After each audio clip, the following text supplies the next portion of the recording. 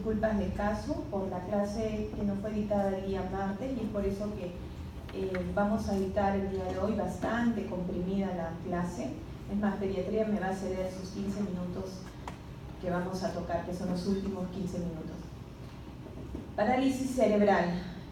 También lo van a encontrar como encefalopatía infantil, parálisis cerebral infantil, pero es redundar en el término. Esos son los tópicos que vamos a tocar el día de hoy, que va a ir desde la definición hasta las complicaciones. Chicos, de acá, de esta definición, si ustedes la aprenden, no solamente para su formación médica, sino también acá hay 2 o 3 preguntas del examen. Si ustedes aprenden e interiorizan esta definición de parálisis cerebral, ustedes cuando sean médicos, ya sean internos o serumistas o médicos generales, antes que cojan una especialidad, no van a tener temor en evaluar ni tratar a un niño con parálisis cerebral. Esa definición ya está estandarizada a nivel internacional. Grupo de desórdenes permanentes del desarrollo, del movimiento y postura que causan limitación de las actividades atribuidas a disturbios no progresivos que ocurrieron durante el desarrollo del cerebro fetal o infantil. Muy bien, vamos un poco a detenernos acá. Parálisis cerebral, trastorno neuromotor. Primer concepto. Segundo concepto, de característica permanente. La parálisis cerebral no es que entra a rehabilitación y desaparece, no, es de característica permanente. Causa limitación en las actividades. Ya saben ustedes cuál es la terminología que engloba limitación en las actividades, ¿verdad? Se llama discapacidad. Es no progresiva. Cuando dicen disturbios no progresivos, es no progresivo, no avanza, y que se da en un cerebro inmaduro. Si ustedes fijan esos 5 conceptos, ya estamos hablando de parálisis cerebral. Grupo de trastornos que ocasionan alteraciones en el movimiento y la postura, permanente, que causa limitación en las actividades, es de carácter no progresivo y se da en un cerebro inmaduro. Entonces, si un niño de 11 años se cae del 3er piso y tiene lesión cerebral, ¿podrían catalogarlo como parálisis cerebral infantil? ¿Sí o no?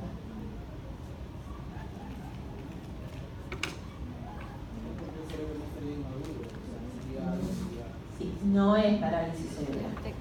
Generalmente, antes se hablaba de que se daba un diagnóstico a partir de los 2 años hasta los 5 años. Actualmente no hay ningún tipo de restricción en la edad, pero sí es cierto, más de 7 años existe una lesión cerebral en un niño por cualquier tipo de causa, ya no es catalogado como parálisis cerebral infantil.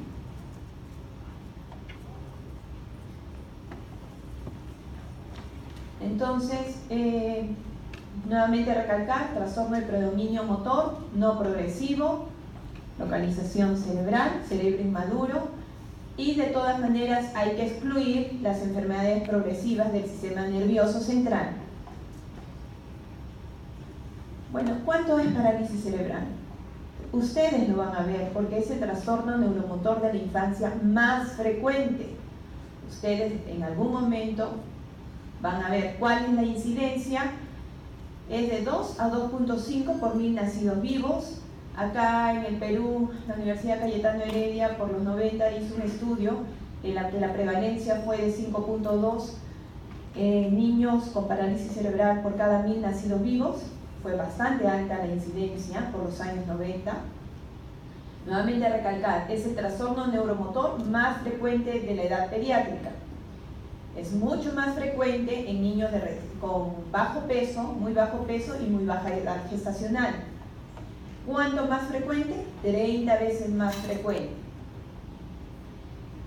La OMS ha calculado en su informe de la infancia para los años 2000 que aproximadamente más de 1 millón de niños van a sobrevivir a problemas perinatológicos, como la asfixia perinatal. Por lo tanto, son niños que van a tener parálisis cerebral o dificultades en el aprendizaje y presencia de discapacidades. Muy bien, ya sabemos la definición, ya sabemos la frecuencia, el trastorno neuromotor más frecuente, y ahora, ¿por qué se da? Existen 4 mecanismos fisiopatológicos en los cuales se puede dar la parálisis cerebral. El primero, daño en la materia blanca del cerebro, es lo que llaman leucomalacia periventricular. Sé que ustedes están rotando pediatría también, si están rotando neonatología, eso va a ser un término bastante frecuente en escucharlo, leucomalacia periventricular. Este cambio de la estructura del tejido a nivel vecino a los ventrículos va a interferir con la transmisión de las señales del cerebro. Generalmente el periodo más vulnerable de la materia blanca del cerebro se encuentra en las semanas 26 y 34. Por lo tanto, es la etapa más sensible a agresiones y lesiones. Chicos, escuchen, semanas 26 a 34. Por lo tanto, si hablamos de esas fechas, cualquier lesión que pase o cualquier evento que pase en el feto le va a provocar lesión en la materia blanca. ¿Qué episodio generalmente pasa en las 26 a 34 semanas de gestación? Están rotando el neonato, están rotando pediatría. Y es cuando viene a la consulta de rehabilitación, le preguntamos, ok, le tomamos la resonancia y sale su leucomalacia periventricular. Los partos pretérmino, los niños prematuros que nacen en esa edad, no todos obviamente, pero vamos a ver que más del 55% van a tener lesión en la sustancia blanca. Por lo tanto, cuando se le pregunte si es un niño con parálisis cerebral cuyo antecedente es la prematurez, ¿cuál va a ser el mecanismo fisiopatológico? Va a ser el daño en la sustancia blanca por la leucomalacia periventricular. Segundo mecanismo, desarrollo anormal del cerebro, las diskinesias cerebrales, las alteraciones en la formación del normal crecimiento cerebral, alteraciones en la migración. Niño nace a término, igual desarrolla su cuadro de parálisis cerebral. Ustedes toman su resonancia magnética a partir del año y ¿qué encuentran? Pueden encontrar diskinesias, pueden encontrar anormalidades del cuerpo calloso, por ese mecanismo de un desarrollo anormal del cerebro. Tercer mecanismo, hemorragia cerebral. La hemorragia intracraneana, que va a ser debido a un sangrado, debido a vasos sanguíneos bloqueados o rotos. Es una causa común de ese tipo de daño, es el accidente cerebrovascular fetal. ¿En quiénes se daría? ¿En qué casos los niños, los fetos pueden tener accidentes cerebrovasculares fetales? Cuando en la madre, ¿qué sucede? Muy bien, hipertensión, enfermedades hipertensivas del embarazo. Por lo tanto, niño con parálisis cerebral que tiene antecedentes maternos de preeclampsia, eclampsia o síndrome de Hell, van a encontrar lesiones por hemorragia cerebral. Y la más frecuente, la que aparentemente no hay una lesión previa, la encefalopatía hipóxica isquémica o asfixia intraparto. Y eso es debido a una interrupción de la respiración por un bajo suministro de oxígeno y que va a destruir o va a lesionar la corteza motora cerebral y otras áreas del cerebro. Bueno, los componentes, ustedes lo saben muy bien, de la asfixia va a ser la hipoxia, la hipohipercapnia y la acidosis y que va a modificar la circulación cerebral provocando posteriormente isquemia. Muy bien, entonces, definición, ya saben los 4 mecanismos de fisiopatología. Vamos a hablar de factores de riesgo. En parálisis cerebral pueden ustedes leer, ver artículos, escuchar a sus tutores, a sus docentes de etiología, pero el término correcto es factores de riesgo, porque hasta ahora no se ha encontrado, no hay un tema de etiología de gol estándar con parálisis cerebral, sino hablemos de factores de riesgo. Para términos didácticos vamos a hablar de etiología. ¿Cuál es los factores de riesgo o las causas más frecuentes que provocan parálisis cerebral? Va a ser los factores perinatales, seguidos de los factores prenatales y en último lugar, con un 10%, de los factores postnatales. Bueno, ahí están las causas. Ustedes ya saben todo lo que es prenatal, lo pueden dividir en factores maternos, factores fetales o factores también de los anexos. Perinatales, a la cabeza, la asfixia perinatal, y postnatales, ictericia, los terníferos, la meningitis, los traumatismos. Muy bien. El diagnóstico temprano de la parálisis cerebral en el primer año de vida sí va a exigir ser bastante cuidadosos, porque estamos hablando antes del año de vida, porque ustedes probablemente han visto niños con parálisis cerebral, niños de 3, 4 años con todo el cuadro característico de cuadriplegia espástica, pero no siempre el niño con parálisis cerebral lo van a encontrar así. Antes del primer año de vida va a tener un cuadro clínico diferente, y es por eso que se remarca de que antes del primer año de vida el diagnóstico tiene que ser cuidadoso, tomando en cuenta los factores de riesgo. Por lo tanto, por favor, eso también interiorícenlo. El diagnóstico de parálisis cerebral es clínico, es decir, ustedes pueden diagnosticar como presuntivo, o si ya son más detallistas, como definitivo. El diagnóstico de parálisis cerebral no necesitan ustedes una resonancia, no necesitan ustedes un examen especializado para hacer el diagnóstico de parálisis cerebral.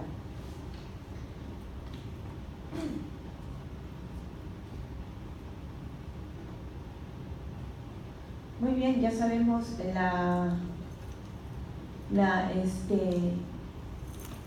ustedes pueden diagnosticarlo con un examen clínico. Necesitan hacer su historia clínica, la anamnesis, identificar los factores de riesgo.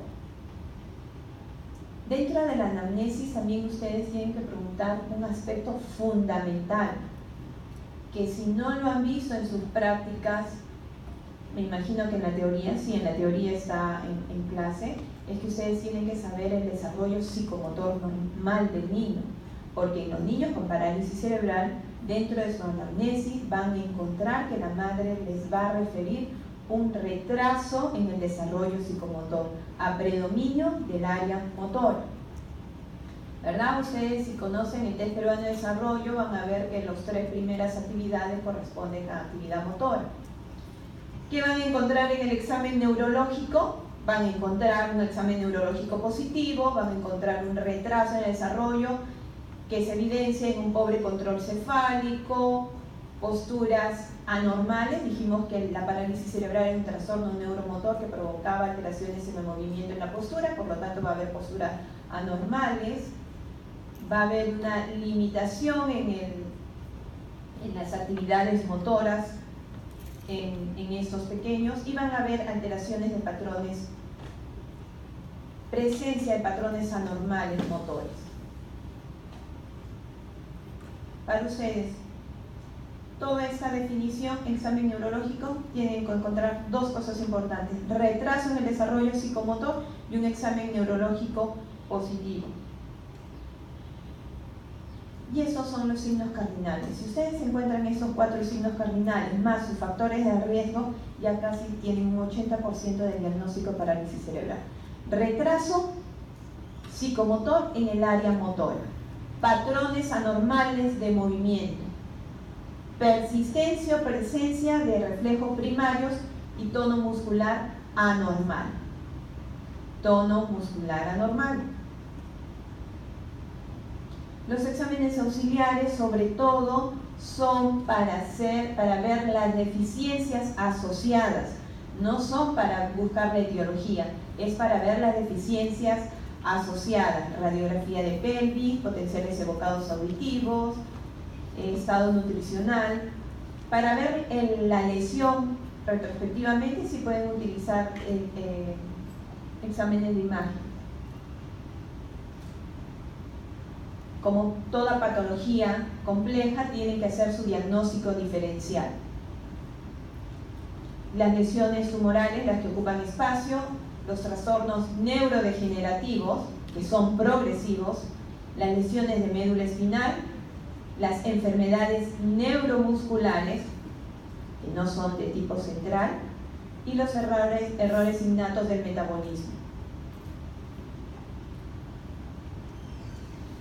Bueno, las manifestaciones clínicas generalmente se van a dar por un trastorno en la postura y la presencia de paresias o parálisis, movimientos involuntarios y nuevamente, falta en el desarrollo del control del cuerpo. Clasificación, también que es importante. Tenemos de dos tipos, si hablamos topográficamente o hablamos a nivel de movimiento. Si hablamos a nivel del movimiento, podemos hablar de tres tipos de parálisis cerebral. La más frecuente, las espásticas, las que ustedes ven con el niñito, que tiene un patrón de triple semiflexión de miembros superiores e inferiores. Seguida de las distónicas. Es un pequeño que también tiene una postura normal, pero cuando lo examina, no está tan espástico. Es relativamente flácido, esos son los distónicos. Y por último, los atáxicos, que son mucho más evidentes, son niños que tienen movimientos incoordinados. Topográficamente podemos decir también es un niño con parálisis cerebral tipo hemipléjico, tipo dipléjico o monopléjico. Generalmente las monoplejías son muy infrecuentes.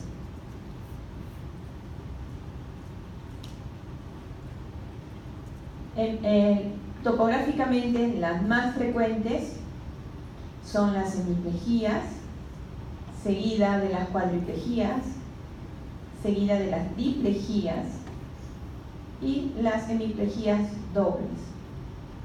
En esta última actualización que hubo, Consenso Internacional de Parálisis Cerebral, se habla ya de las doble hemiplejías. Si ustedes buscan en libros antiguos, no van a encontrar el término doble hemiplejía. ¿Qué significa doble hemiplejía?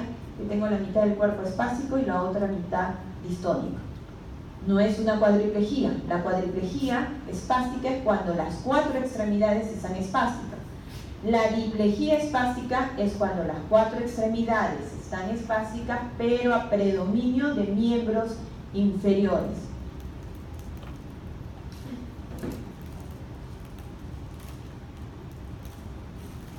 Si hablamos de clínica, la más frecuente es la parálisis cerebral espástica en un 70%, seguida de las distónicas. Las distónicas generalmente tienen un antecedente de lesión a nivel de ganglios basales, y las atáxicas obviamente por lesión de cerebro. En rehabilitación, nosotros es muy importante el examen neurológico, pero el examen neurológico no nos va a decir nada en relación a su funcionalidad, porque eso también lo puede diagnosticar el neurólogo. El neurólogo también puede hacer su examen clínico y decirme si es parálisis cerebral. Y entonces, ¿cómo nosotros los fisiatras entramos a tallar? Porque nosotros evaluamos funcionalidad. A nuestro examen le añadimos la funcionalidad. Y por lo tanto, al niño con parálisis cerebral tenemos que valorarlo en su funcionalidad. Y para eso utilizamos diferentes tipos de escalas. he colocado las más frecuentes porque existen muchísimas escalas. El Gross Motor Function System Classification. Chicos, eso sí se lo tienen que aprender de memoria porque sí voy a preguntar en el examen. Este cuadrito de los niveles. ¿Por qué? Porque cuando yo haga mi diagnóstico, parálisis cerebral, tipo diplejía espástica, Gross Motor 3, Max 2, el fisiatra de Holanda, el fisiatra de Australia, el médico rehabilitador de Puerto Rico me van a entender cuál es la funcionalidad de ese niño con parálisis cerebral. Esa es la más utilizada. Y ya le voy adelantando a mi grupo que dentro de la revista de revistas me van a tocar esta escala. Está dividido en 5 niveles. Nivel 1 es el niño con parálisis cerebral que camina sin limitaciones. El nivel 2 es la escala general, porque después está subdividida en edades, pero quiero que se aprendan esa general. Nivel 2 es el niño con parálisis cerebral que camina con limitaciones. ¿Ven? En el segundo cuadrito ya se tiene que agarrar de las escaleras, de las barandas. Nivel 3 es un niño que camina con un dispositivo de movilidad. Puede ser un andador o una silla de ruedas. El nivel 4, además de los dispositivos de movilidad, necesita también una ayuda para sobre todo movilizarse al exterior. Y nivel 5 es completamente dependiente. Cuando nosotros hablamos de severidad, generalmente el niño más severo, podríamos decir, es un niño con parálisis cerebral, Gross Motor 5. Obviamente, cuando entran a rehabilitación, necesitamos bajarlo de nivel. Si entran con un nivel 3 diagnosticado, el objetivo es bajarlo a un 2. Si entran con un nivel 4, el objetivo es bajarlo con un nivel 3. Pero obviamente tampoco podemos bajar un nivel 5 o un nivel 1, ¿verdad? Un poco es la clasificación de acuerdo a la topográficamente y al Gross Motor. Los niños, esos son estudios, suena lógico, pero sí se han hecho estudios. Los niños cuadriplégicos, lo más frecuente es que tengan Gross Motor 4 o 5. Los niños con diplejía, es más frecuente que tenga niveles del 1 al 3. Y niños con hemiplejía, es más frecuente que también tenga niveles 1 a 3. Esas son las diferentes escalas de valoración de funcionalidad del niño con parálisis cerebral. La más frecuente es la segunda, el Gross Motor que acabo de mencionar, el Max, que es una clasificación para ver coordinación visomotora y bimanual. Y también tenemos la clasificación para la habilidad para comer y beber, la clasificación para el lenguaje funcional y la primera, que es la escala de valoración de independencia funcional, que es el Wi-Fi.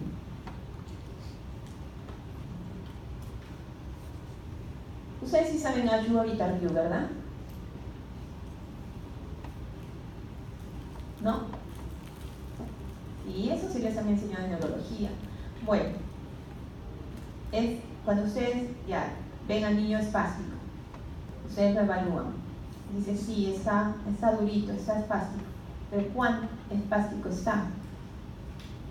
Tienen que ponerles un valor, y para eso existen dos escalas importantes: la escala de Ashworth modificada y la escala de Tardieu modificada. Me evalúan espasticidad. Ya, si quieren ser más detallistas, más curiosos, eso ya se los enseño a los médicos residentes. La escala de Ashworth me evalúa hipertonía, que es diferente a espasticidad. La escala de Tardieu me evalúa espasticidad. Entonces, pregunta, ¿hipertonía es lo mismo que espasticidad? Muy bien, ¿por qué no? ¿Quién dijo no? Chicos, es bueno que se equivoquen ahora. Bueno, eso ya es un poco más especializado. La espasticidad es un síndrome en la cual está compuesto por espasticidad, hiperreflexia y presencia de reflejos anormales. Hipertonía es solamente aumento del tono muscular, nada más.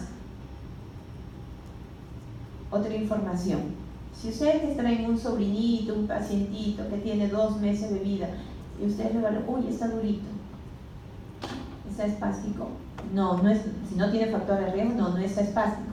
Los bebés hasta el 3er mes de vida son hipertónicos.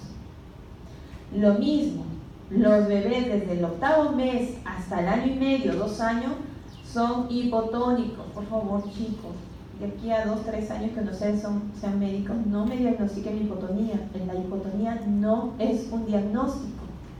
La hipotonía es una característica del tono muscular dentro de una fase de desarrollo normal. No diagnostiquen hipotonía, no es un signo, es como si diagnosticaran contractura muscular. La contractura muscular no es un diagnóstico. Yo les hablé de la definición de trastorno neuromotor y su definición, pero también se asocian, no, estamos hablando, ojo, quédense por favor, si se quedan con esa definición vamos a estar tranquilos. Trastorno neuromotor, nada más. Se puede asociar, sí, deficiencias. ¿Cuál más frecuente? Las intelectuales. Se puede asociar, es decir, no todos los niños con parálisis cerebral tienen retardo mental, no todos los niños con parálisis cerebral tienen epilepsia, no todos los niños con PCI tienen déficit visual ni auditivo. Un poco para señalarlo como factores de riesgo, ya que están rotando pediatría y neonatología. El déficit intelectual generalmente se da en niños que tienen asfixia perinatal, donde las lesiones son bastante extensas a nivel de la corteza y son recién nacidos a término. La epilepsia está más frecuente asociado a niños cuyo factor de riesgo en PCI son las malformaciones cerebrales. El déficit visual también está asociado a factores de riesgo debido a infecciones congénitas que siguen siendo muy frecuentes. ¿Cuáles son esas infecciones congénitas frecuentes que todavía se presentan? Tos, muy bien, ¿ya? Déficit visual. Y las deficiencias auditivas son más frecuentes de encontrar cuyo niño tiene antecedentes de carníceros. Hay trastornos, se asocia también trastornos del lenguaje, trastornos del aprendizaje, trastornos del sueño y los trastornos psiquiátricos. En realidad es un tema que hay que seguir vigilando, porque nos pueden llegar niños de 1 año, los diagnosticamos, los tratamos, vamos bien, bajamos el gross motor, mejoramos esa coordinación bimanual, va a la escuela, pero por ejemplo ahorita tenemos niños de 11, 12 años que sí ya están teniendo problemas conductuales debido a su no aceptación de su trastorno neuromotor.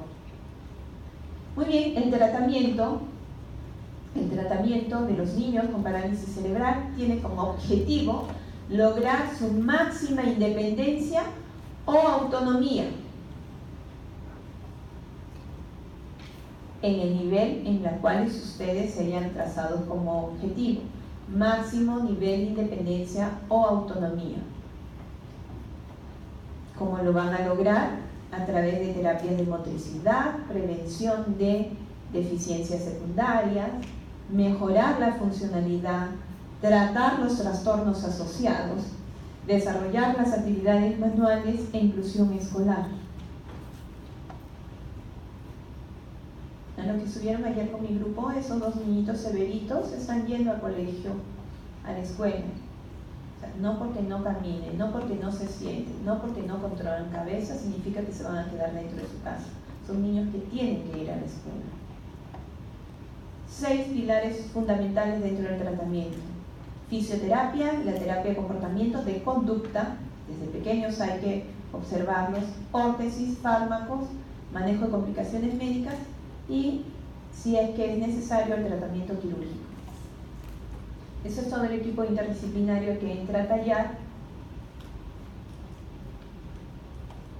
Es casi lo mismo que hemos mencionado. Tratamiento farmacológico. Sí, hay tratamiento farmacológico en niños con parálisis cerebral, para las deficiencias, obviamente. Para la funcionalidad es otro tipo de tratamiento. Para las deficiencias, como la espasticidad, tenemos dos. Ahorita iniciamos con medicación oral, antiespásticos, baclofeno, diazepam, pero el diazepam se utiliza poco, salvo que sea un niño muy severo y que tenga neumonías a repetición por la espasticidad de los músculos respiratorios, pero en todo caso se puede utilizar baclofeno a partir de los 6 años, ¿ya? Baclofeno a partir de los 6 años. Y lo que utilizamos con mucha frecuencia es la inyección muscular de toxina botulínica. La inyección muscular de toxina botulínica me va a ayudar en la espasticidad y definitivamente ustedes van a ver cambios. Tiene espasticidad de bíceps, significa que va a tener el codo flexionado, le colocan toxina y eso se va a relajar. Pero es temporal, la toxina botulínica tiene un efecto solamente de 6 meses. Acá muy poco, casi uno, creo que hace 2 años. También se puede colocar bombas de baclofeno en médula y las rizotomías dorsales selectivas, pero la verdad es que acá no se hace mucho el tema. Las cirugías ortopédicas generalmente se dan en deficiencias. Tan espástico está ese tríceps ural que hace un equinovaro, que el niñito me llega a los 6 años y ya no podemos trabajarlo. En terapia está rígido. ¿Para qué va a entrar a terapia? Si no, entonces mejor lo mando al traumatólogo, le hace su tenotomía y regresa. Entonces, los objetivos del tratamiento ortopédico van a ser estabilizar articulaciones, prevenir deformidades, mantener una corrección quirúrgica, facilitar la higiene del paciente y no se debe usar para corregir deformidades. Eso también está un poco cuestionado. El uso de ortéticos, como les mencionaba el día de ayer, los ortéticos nos ayudan para 2 cosas importantes: mejorar la alineación postural y prevenir deformidades. Ya no me van a decir botita de plástico, ¿ya? Se llama OTP, la primera figura que está ahí en la parte superior izquierda. OTP porque es ortético, tobillo, pie. Si incluye rodilla, se llama OTPR. Si incluye cadera, se llama OTPRC. Son para niñitos que ya empezaron a caminar, pero están así, con la famosa marcha agazapada. Entonces le ponemos sus OTPRC bilaterales con sus bastones y empiezan a hacer su marcha independiente. Muy frecuente la presencia de escoliosis, por eso la utilización de corsés rígidos. La famosa mesita de bipedestación. La pequeñita está utilizando una mesa de bipedestación un poco más sofisticada y el niño de abajo también una mesa de bipedestación. Okay. Tratamiento fisioterapéutico, terapia física en la cabeza para mejorar las capacidades funcionales, diferentes metodologías. La más utilizada en parálisis cerebral, eso también es pregunta de examen, va a ser el BOVAC. Ya, doctor, guarda el celular, me entra tarde y me agarra el celular. Terapia ocupacional, 4 actividades importantes. Escuchen bien, terapia ocupacional, ustedes están rotando en servicio de rehabilitación. Cuando sean médicos generales, por favor díganme de qué sirve para terapia ocupacional. Pregunten a sus tutores para qué es la terapia ocupacional. Existe un déficit de esos profesionales, en realidad son muy solicitados. Nos van a ayudar en la estimulación multisensorial, en mejorar la funcionalidad de mano, actividades de vida diaria y desarrollo de las actividades cognitivas. Pronóstico va a depender de la topografía, del nivel intelectual, de los trastornos asociados, de la capacidad funcional de hacer un diagnóstico y hacer un tratamiento temprano. Las complicaciones, una cosa son las deficiencias asociadas y otra cosa son las complicaciones. Un niñito, nuevamente, vamos a pierna, un niñito que tiene una espasticidad de tríceps ural, no se trata, sigue caminando en punta de pie, es un niño hemipléjico, sí puede tener como complicación una contractura de Aquiles. Problemas digestivos, reflujo gastroesofágico, problemas respiratorios, que es la principal complicación de morbilidad y mortalidad en nuestros niños con parálisis cerebral, alteraciones bucodentales. Muy bien, chicos, tenemos 3 minutos para preguntas. Si no preguntan, yo pregunto. Vamos. Doctora, vamos.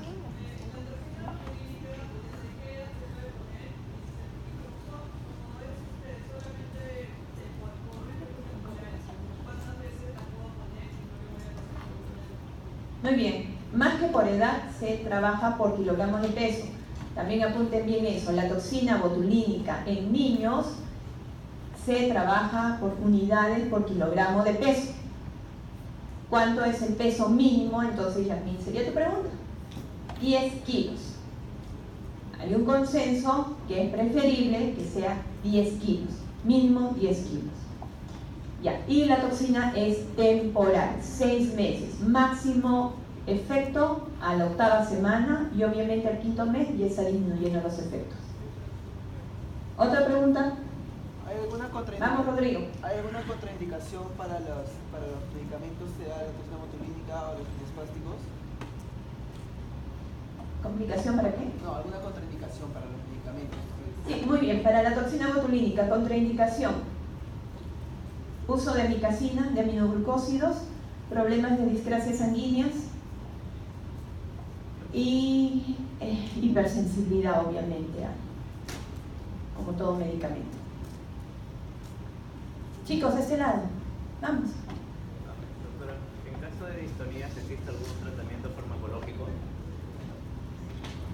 Si en caso de distonías hay algún tratamiento farmacológico. Muy bien, no. Para distonías no. Para distonías el tratamiento es fisioterapéutico. Yasmín. Ya, el tratamiento quirúrgico va para las deficiencias ortopédicas asociadas, las más frecuentes, tenotomías. ¿Y tenotomías a nivel de qué será, doctora? ¿Qué es una tenotomía? Ya han pasado traumas. Muy bien. Por lo tanto, si es una cirugía de tendón, será para las contracturas de tendón. ¿Cuáles son las más frecuentes contracturas que habrá en un niño con parálisis cerebral? Aquiles, tendón de Aquiles, también los isquiotibiales. Doctor, ¿cuáles son los isquiotibiales?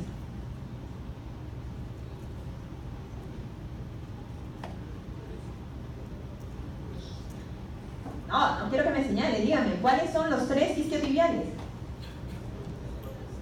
No, ya sé que es en la parte posterior. ¿Cuáles son los isquiotibiales?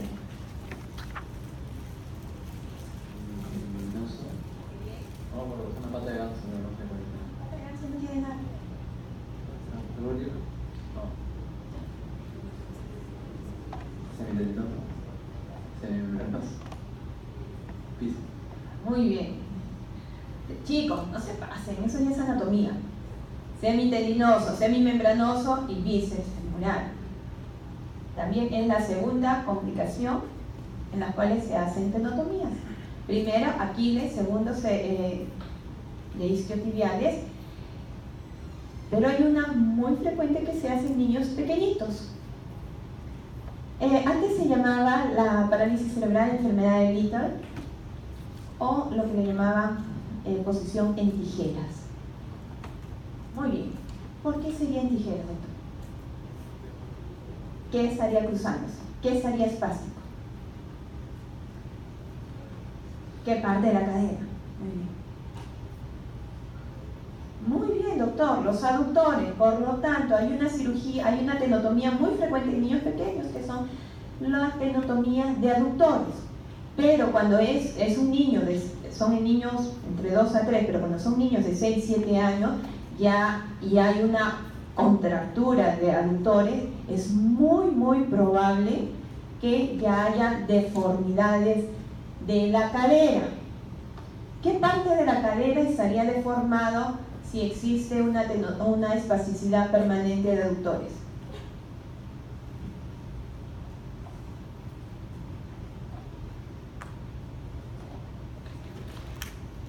¿Por quién está formada la cadera?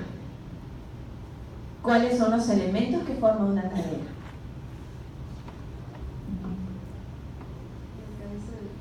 Cabeza femoral.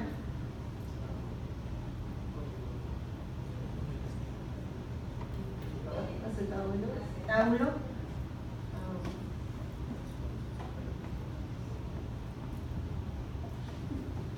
Muy bien. Chicos, ¿cómo se van a olvidar de anatomía? Acetábulo, cabeza femoral, ligamentos y tendones. Hay un músculo muy importante de la cadera. Vamos, Mariana, ¿cuál es el músculo flexor de cadera? Ya, terminamos. Niño, la postura normal más frecuente de un niño dipléjico es esta.